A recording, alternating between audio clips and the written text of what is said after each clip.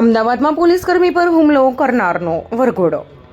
કાગડાપીઠ વિસ્તારમાં આવેલા મજૂર ગામમાં બુટલેગરો દ્વારા પોલીસ કોન્સ્ટેબલ પર જીવલેણ હુમલો કરવાની ચોંકાવનારી ઘટના સામે આવી છે. વિદેશી દારૂના વ્યવસાય સાથે સંકળાયેલા અસામાજિક તત્વોએ પોલીસ દ્વારા કરવામાં આવેલી રેડને અદાવત રાખીને આ કૃત્ય આચર્યું હતું.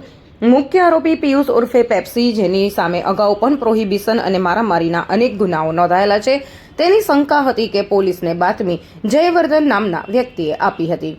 બુટલેગરોએ પોલીસકર્મીને રસ્તા પર રોકીને હિંસક હુમલો કર્યો હતો, જેમાં પોલીસકર્મીને માથાના ભાગે ગંભીર ઈજાઓ પહોંચતા તેઓ લોહીલુહાણ થયા હતા. પોલીસે તાત્કાલિક કાર્યવાહી કરીને મુખ્ય સૂત્રધાર સહિત 3 આરોપીઓની ધરપકડ કરી હતી અને વિસ્તારમાં તેમનો જાહેરમાં વરઘોડો કાઢીને કડક કાયદાકીય સબક શીખવાડ્યો હતો. પોલીસે આરોપીઓને દોરડાથી બાંધીને જે તે જગ્યાએ પોલીસ પર હુમલો કર્યો હતો તે સ્થળે લઈ જઈને કાયદાનું ભાન કરાવ્યું હતું અને સ્થળનું પંચનામું પણ કર્યું હતું. પોલીસની કાર્યવાહીથી દાદાગીરી કરનારા તત્વોમાં ભારે ફફડાટ વ્યાપ્યો છે. રોજ કાગડાપીઠ પોલીસ સ્ટેશન વિસ્તારમાં આ કામના જે ફરિયાદી છે જયવર્ધન પરમાર, જેઓની ઉંમર 39 છે, તેઓ મજૂરગામ વિસ્તારમાં રહે છે. તેઓની ફરિયાદ હતી કે તેઓ જે વિસ્તારમાં રહેતા હતા તેની બાજુમાં જ આ કામના જે 3 મુખ્ય આરોપી છે, જેમાં ભાવેશ રાઠોડ, પિયુષ ઉર્ફે પેપ્સી રાઠોડ તથા દિવ્યાંગ બાજક, તેઓ દ્વારા તેઓને મારવામાં આવેલ છે અને તેઓને ઈજા થયેલ છે.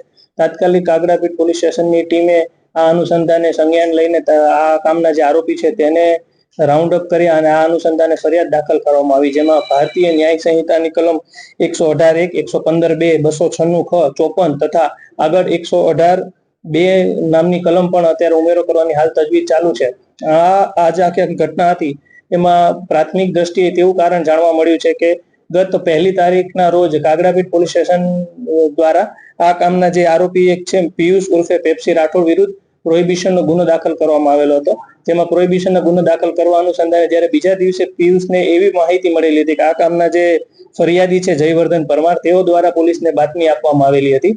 જે અનુસંધાને તેઓએ જે આ કામના આરોપી છે, તેના ભાઈ છે અને તેમના મિત્રોએ ત્રણેય આ કામના જે ફરિયાદી છે તેઓ જ્યારે ઘર નજીક રહેતા હતા ત્યારે જતા જતા તેઓ વિરુદ્ધ આ બાબતે ઝઘડો થયેલ હતો અને આ કામના ફરિયાદીને ઈજા પહોંચાડેલ છે.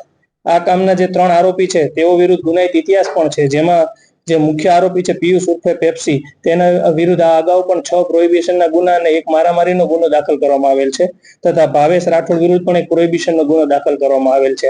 હાલ આ જે ઘટના થઈ છે તેની પાછળ શું કારણ છે તેની પણ તપાસ હાલ ચાલુ છે અને આ અનુસંધાને આગળ પણ કડકમાં કડક પગલાં લઈને એક એવું ઉદાહરણ પ્રસ્થાપિત કરવામાં આવશે કે કોઈ પણ વ્યક્તિ દ્વારા એક પોલીસ કર્મચારી વિરુદ્ધ કોઈ એવા હાથ ઉગામે કે કોઈ ઈજા પહોંચાડે તેવી ઘટના ભવિષ્યમાં ન બને.